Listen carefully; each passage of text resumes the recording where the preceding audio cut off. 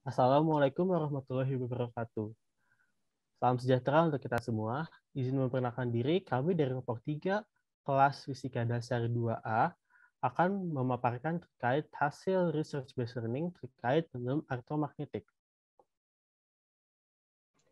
Topik pembahasan pada presentasi kali ini adalah yang pertama ada perkenalan anggota, teori dasar, lalu ada percobaan dan pembahasan.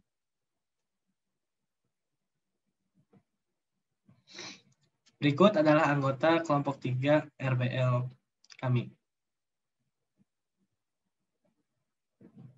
Selanjutnya, teori dasar. Industri elektromagnetik merupakan peristiwa timbulnya arus listrik pada penghantar listrik akibat dari adanya perubahan medan magnet di sekeliling penghantar. Ada 3 aturan dasar magnetistik yang digunakan. Yang pertama ada hukum Coulomb yang menyatakan bahwa muatan medan listrik dapat menghasilkan medan listrik di sekitarnya. Lalu yang kedua, hukum Faraday yang menyatakan bahwa perubahan medan magnetik dapat menimbulkan GGL induksi yang dapat menghasilkan medan listrik.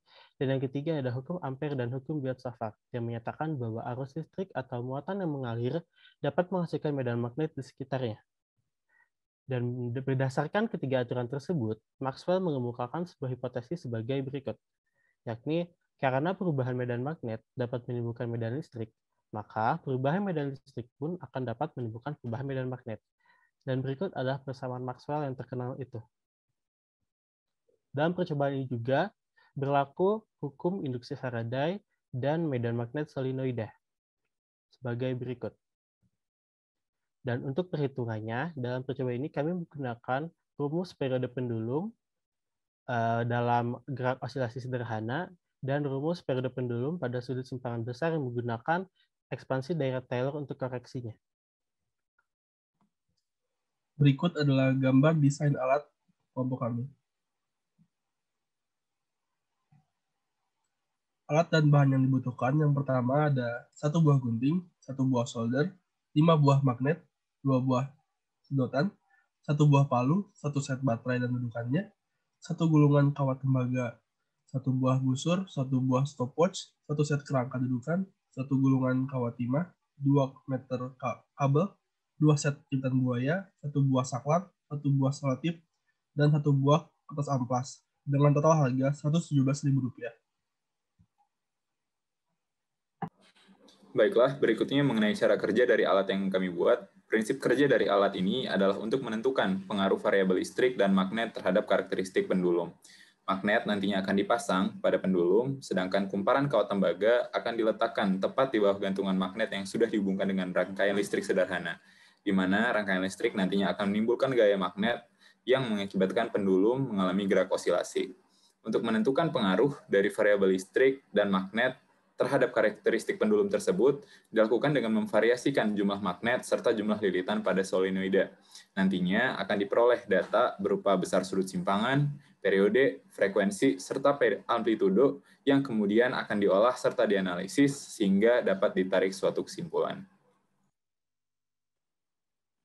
Berikutnya ada prosedur percobaan. Jadi di sini ada 2 variasi tentang prosedur percobaan. Yang pertama ada variasi jumlah magnet pada pendulum. Setelah semua alat telah dirangkai sedemikian rupa, dilakukan pengambilan data dengan variasi jumlah magnet pada pendulum dan variasi jumlah lilitan kawat tembaga pada solenoida. Dari kedua variasi ini akan dihitung sudut simpangan maksimum dengan menggunakan busur dan periode akan dihitung menggunakan stopwatch. Untuk pengambilan data, variasi jumlah magnet pada pendulum dilakukan menggunakan tegangan 3 volt dan jumlah lilitan sebanyak 60 buah. Pengambilan data dengan variasi jumlah magnet ini dilakukan sebanyak 3 kali dengan tiap pengulangan menggunakan 2, 4, dan 5 buah magnet. Dari pengulangan tersebut akan didapat sudut simpangan serta periode yang selanjutnya dirata-ratakan. Variasi yang kedua adalah variasi jumlah lilitan pada solenoida. Untuk pengambilan data variasi jumlah lilitan pada solenoida dilakukan menggunakan tegangan 3 volt dan jumlah magnetnya 2 buah. Pengambilan data dengan variasi jumlah lilitan ini dilakukan sebanyak 3 kali dengan tiap pengulangan menggunakan sebanyak 60, 80, dan 100 buah lilitan. Dari pengulangan tersebut akan didapat sudut simpangan serta periode yang selanjutnya dirata-ratakan. Data berdasarkan teori. Berdasarkan rumus periode oscilasi sederhana, T920 akar L per G, didapatkan T0 yaitu 1,152 second. Nilai T0 tersebut lalu dimasukkan ke rumus di bawah ini dan menghasilkan nilai seperti tabel di samping. Catatan nilai sudut theta max diambil dari data percobaan. Berikut adalah datanya.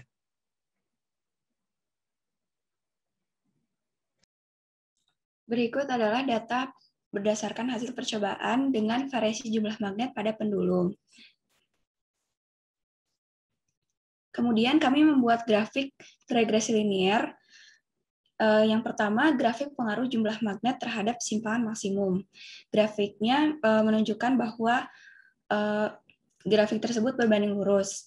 Yang kedua, ada grafik pengaruh jumlah magnet terhadap periode. Grafiknya juga berbanding lurus. Yang ketiga, ada grafik pengaruh jumlah magnet terhadap frekuensi dan grafiknya berbanding terbalik.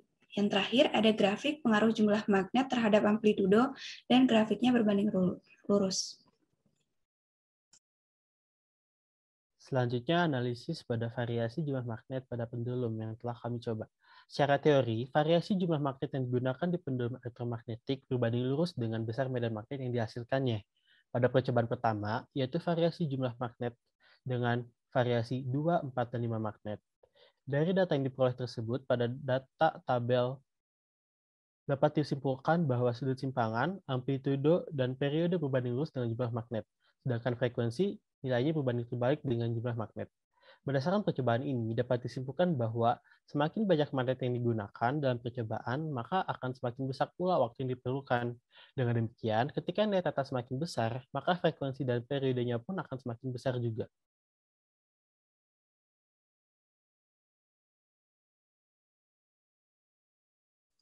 Berikut ini merupakan tabel data berdasarkan hasil percobaan variasi jumlah lilitan pada solenoida.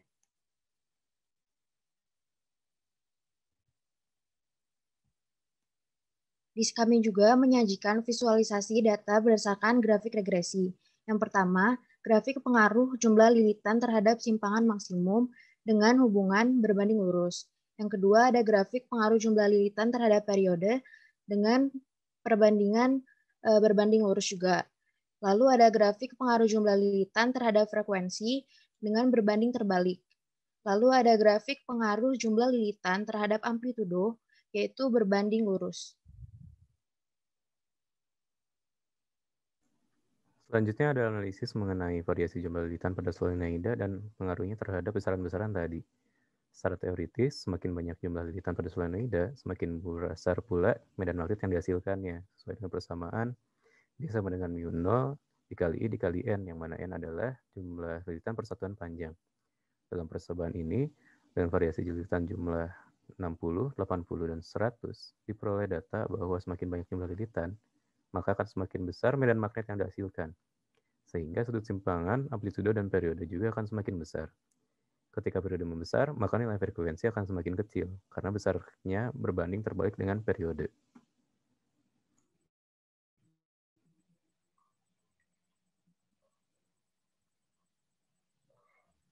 Selanjutnya galat. Berikut hasil perhitungan galat periode. Galat ini diperoleh dari periode teoritis dibandingkan dengan periode percobaan. Didapatkan galat rata-rata sebanyak untuk magnet 26,508% dan untuk lilitan 9,729%.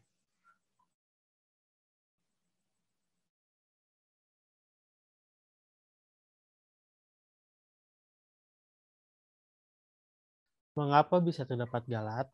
Penjawabnya antara lain 1. Tidak menggunakan tracker. 2. Besar tegangan telah berkurang. 3. Kemungkinan kebocoran arus pada kumparan, atau mungkin juga kemungkinan gesekan pada pendulum, dan human error dalam pengamatannya, serta kurangnya jumlah uji coba yang dilakukan.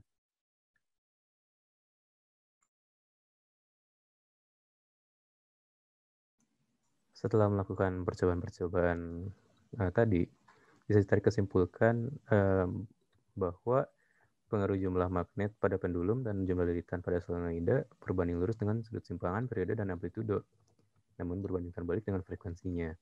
Semakin banyak jumlah magnet dan lilitannya, maka sudut simpangan, periode, dan amplitudonya akan semakin besar. Akan tetapi frekuensinya akan semakin kecil.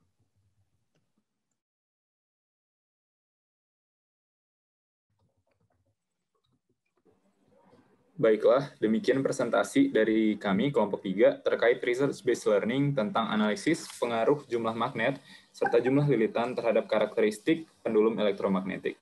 Terima kasih atas perhatiannya dan sampai jumpa.